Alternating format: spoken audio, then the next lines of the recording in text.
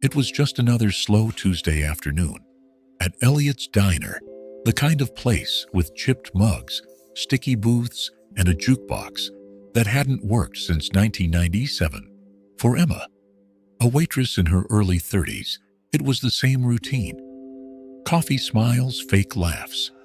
She'd been working the lunch shift for years, juggling trays and rent payments, tips, and tired feet. But that day, something unexpected was left behind on table 7.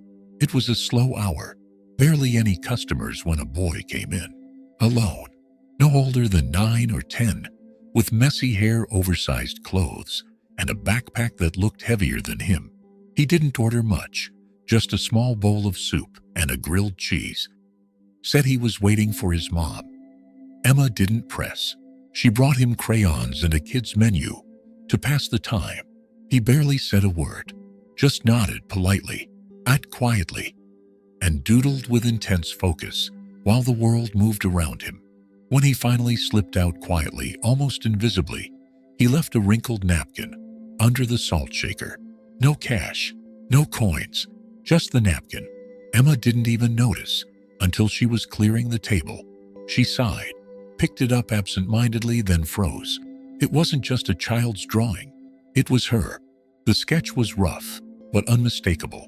There she was, Emma, drawn in crayon with her apron, notepad, and a tired but genuine smile. But what made her stop was the message scribbled in crooked all-caps letters at the bottom. "You look like my mom used to. Thank you for being kind." Her throat tightened. Her knees nearly gave out. She clutched the napkin and whispered it.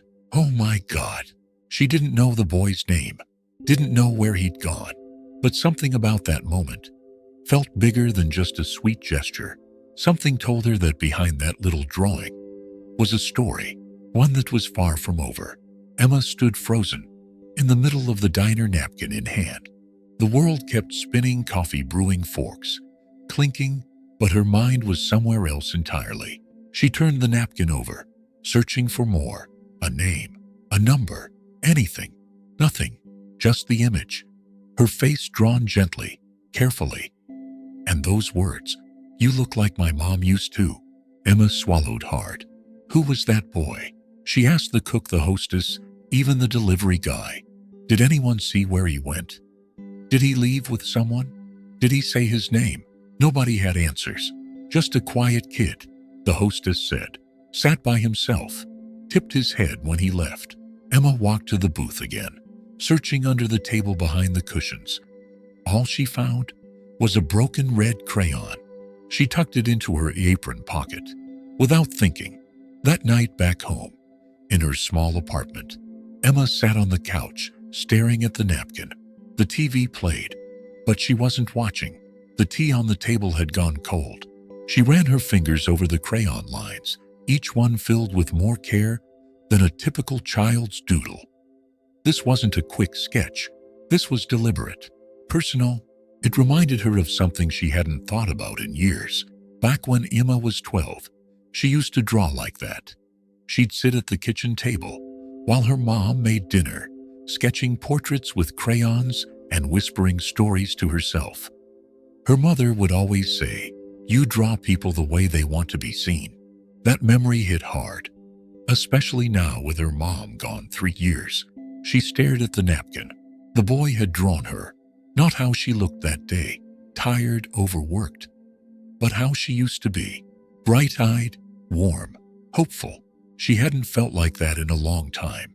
The next morning, she brought the napkin back to the diner, pinned it above the register, next to the staff birthday list.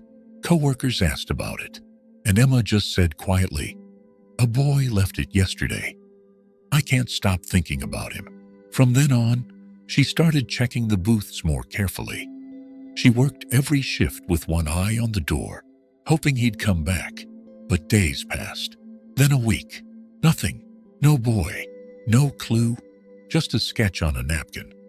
And a mystery she couldn't let go. Emma didn't know why this mattered so much. Maybe it was the way the boy had looked at her, like he'd been searching for someone, like he'd found someone. Or maybe it was the drawing itself, how it captured something she'd thought she'd lost. a version of herself she barely recognized anymore. But what she did know was that she needed answers. Every afternoon after her shift, Emma would linger near the park, a few blocks from the diner. She noticed the shelters nearby, the benches, the clusters of kids playing, while adults sat on curbs or leaned against rusted fences. Her eyes scanned every face. She didn't even know his name, but she'd remember his eyes anywhere. Large, brown, too serious for a child. It seemed hopeless until one Sunday afternoon, 2 weeks after the boy first came in. She saw him. Same backpack, same oversized hoodie, same quiet energy. He was sitting near a fountain, drawing on a scrap of cardboard. Emma's heart jumped. She approached slowly. "Hey there." He looked up, startled but not afraid. "I remember you," she said softly. "You came to Elliot's diner. Table 7. He blinked, then gave the smallest nod. "I never got your name." Emma continued kneeling beside the bench. "But you left me something, a drawing. It meant a lot to me." The boy looked at the ground. "I didn't have any money," he said quietly. "Didn't mean to be rude." Emma shook her head. "You weren't. You gave me something better." She pulled the folded napkin from her coat pocket. "Always with her now. This. It's beautiful." He glanced at it, then whispered, "You really kept it." "I really did." There was silence. Then he said, "My name's Leo." They talked for a few minutes. Emma asked if his mom was okay. Leo hesitated, then said she passed last year. "We used to go to diners together. She always smiled at the waitresses, even when things were bad." Emma's chest tightened. Leo glanced up at her. "When you smiled at me, it felt like her." They sat there, two strangers connected by grief, by memory, by kindness, exchanged in a quiet booth. Eventually, Leo stood up. "I should go. My uncle's nearby. We're staying in a motel, but he doesn't like when I'm late." Emma nodded, holding back everything she wanted to say. "Hey, Leo," she called after him. He turned. "If you're ever hungry again, come back. Doesn't matter if you can pay. Just come." He gave her a shy half smile, and for the first time she saw it. Hope. Emma didn't expect Leo to come back. She tried not to hope, but every time she passed table 7, she slowed down, straightened the salt shaker, checked the napkin holder. Days passed, then a week. Nothing until Friday. It was a cloudy afternoon, the kind that made everything feel a little heavier. Emma was wiping down tables when she saw him. Backpack, hoodie, and a familiar quietness in his step. He slipped through the diner door like a breeze, didn't make a sound, just went straight to table 7 and sat. Emma's chest ached as she walked over. "Hey, stranger," she said gently. "You came back." Leo gave a tiny nod. "You said I could. You always can." She brought him soup, a sandwich, and this time pie. On the house. No questions, no pressure, just kindness. As he ate, Emma noticed something new. He wasn't just eating quickly like before. He was taking his time, watching the people around him, drawing again on a paper placemat. Emma let him be. When he was done, he stood to go but paused, then carefully tore the placemat in half and slid one part toward her. "I drew you again," he said. "But this time, how you look today." Emma took it slowly, eyes wide. It was another portrait, but this one was different. Still her, but lighter, brighter. Like something had lifted. "You even got the freckles," she whispered. Leo smiled. "You smiled more today. I wanted to draw that." She looked up at him, her voice a little shaky. "You're really good, Leo. Like, really good. Do you draw all the time?" He shrugged. "I don't have paper a lot. Just what I find." Emma blinked back tears. "That's gonna change." After Leo left, Emma went straight to her locker and pulled out a blank notebook from her bag, a small sketchbook she'd barely used. She wrote his name on the inside cover, then the words, "For your art and your stories." The next time he returned, she gave it to him. His eyes lit up. He ran his fingers across the cover like it was gold. Over the next few weeks, Leo came in every few days. He never stayed long, never ate much, but always brought drawings, and slowly Emma learned more. His mom had passed after a long illness. His dad wasn't in the picture. His uncle worked nights, slept days. Leo wandered a lot. School was spotty. But through all that, Leo drew. People on the street, animals he saw, memories of his mother. Each sketch was a window into a world few others could see. And every time he'd leave one for Emma, she kept them all, like treasures. And though no one noticed at first, something inside her was changing too.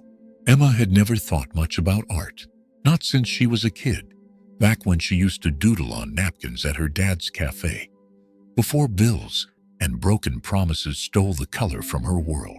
But now every few days, Leo brought that color back, crayon by crayon, sketch by sketch. He wasn't just drawing pictures, he was drawing feeling. One week, he handed her a drawing of the diner from across the street. It looked almost magical, golden light, spilling from the windows, steam rising from mugs. Another time, it was her laughing with a tray of pie slices. Emma had no idea when he'd seen her like that, but somehow, he had. That night, she brought out a dusty old photo album.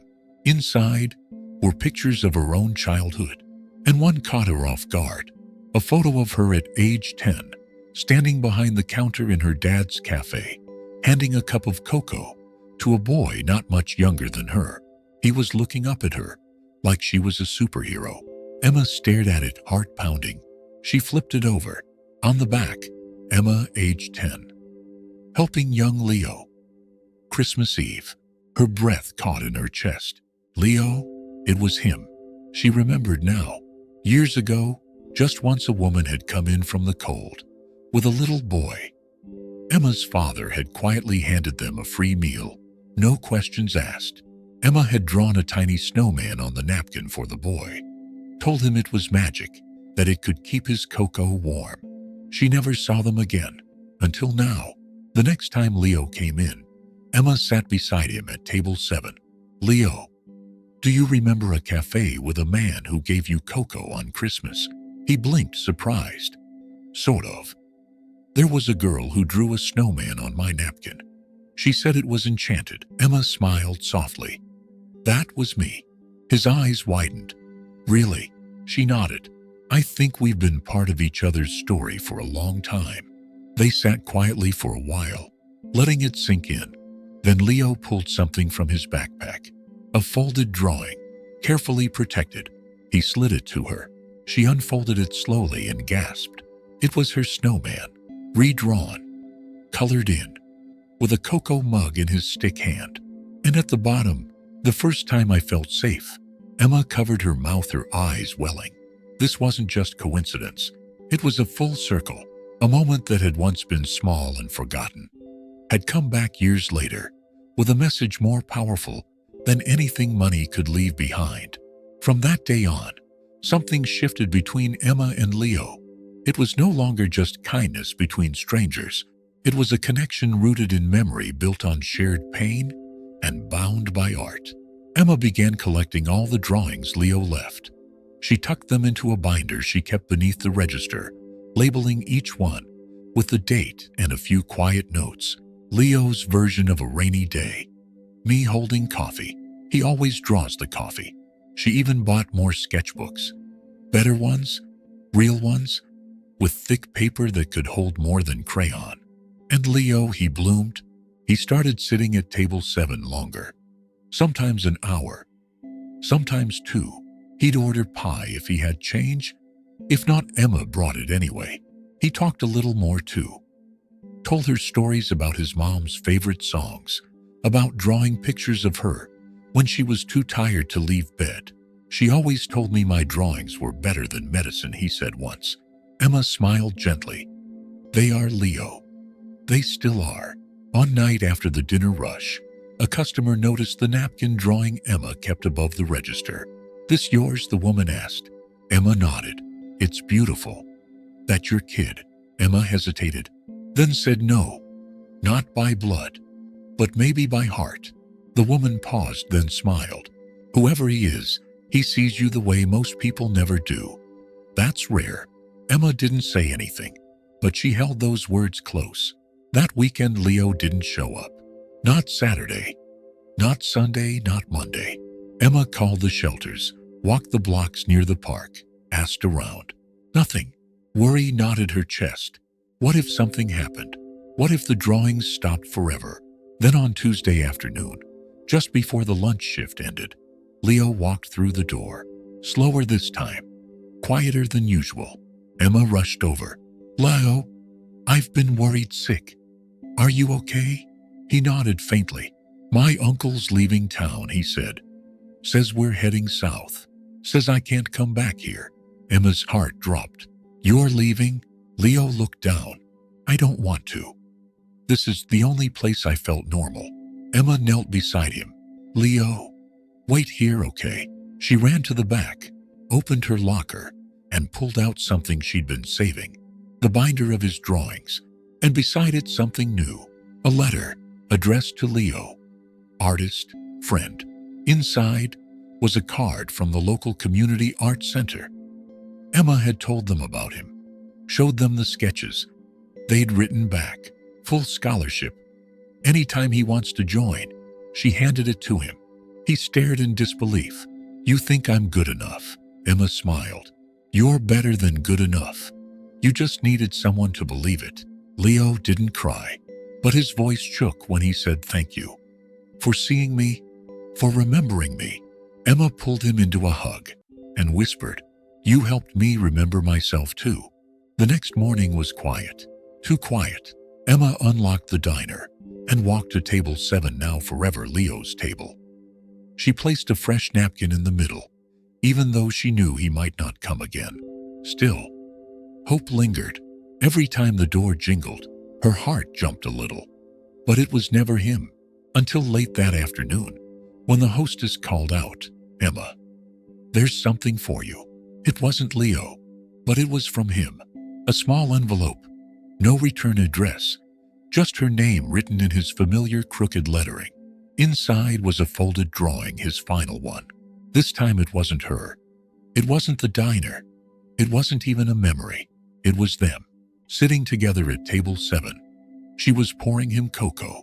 He was smiling, and above them on the wall was the napkin he'd left her that first day, the one that had started it all. At the bottom, in bold letters, he had written, I'll be back someday, and I'll buy you pie. Emma pressed the paper to her chest. She didn't cry. She wept. That night, she placed the drawing in the center of the binder. Then gently she closed it, but not as an ending, as a promise. Months passed. Emma still worked at the diner, still smiled at every child who walked through the door, still left extra crayons at every table, still folded napkins a little more carefully than before. And every so often, she'd tell someone about Leo, not just about his art, but about how a boy with nothing had given her everything she forgot she had. One day a customer left behind a small folded napkin. Emma almost tossed it, until she noticed the corner marked with red crayon. She unfolded it slowly, and there in tiny block letters were the words, Art finds its way home. No name, no drawing, just that message. Emma smiled. She didn't know if it was Leo, but deep down, she knew. Years passed. Emma didn't leave the diner. She didn't become famous, didn't open a gallery, and she never stopped wearing that apron, with the tiny crayon tucked into the pocket. But something inside her had changed.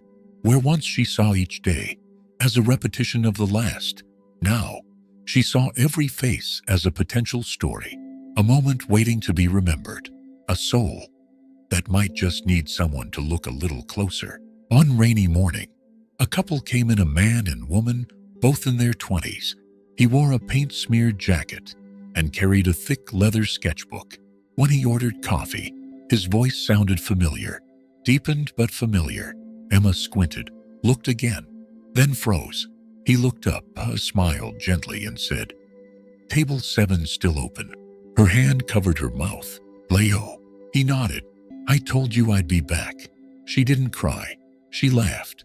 A bright, full laugh she hadn't felt in years. They hugged this time tighter, longer, no words needed. When they sat, Leo opened his sketchbook and slid it across the table. "I just had my first gallery showing," he said. "But before that, I wanted you to have this." Emma flipped through it. Dozens of sketches, of strangers, of cities, of light and shadow. But every few pages, there she was, older, wiser, always smiling. He had drawn her through the years without even seeing her, because in his mind, he never stopped seeing her. One drawing near the back made her pause. It was the first one, the one he had left behind scrawled on a napkin. Now redrawn in ink that was detailed, framed in soft pencil shading, and underneath it, "To the woman who reminded me I was worth seeing." Emma framed that page and hung it behind the register, right where the napkin used to be. Customers asked about it all the time, and every time she'd smile and say, "That's not just a drawing. That's the moment that reminded me kindness isn't small. It's everything." So the next time someone leaves you a note, or a smile, or even a crumpled napkin with crayons, look a little closer. You just might find something priceless. If this story touched your heart today, take a second to hit that subscribe button. Leave us a comment below. What's a moment of kindness you've never forgotten? And join us next time on Life Plot Twist, where everyday stories turn into something unforgettable.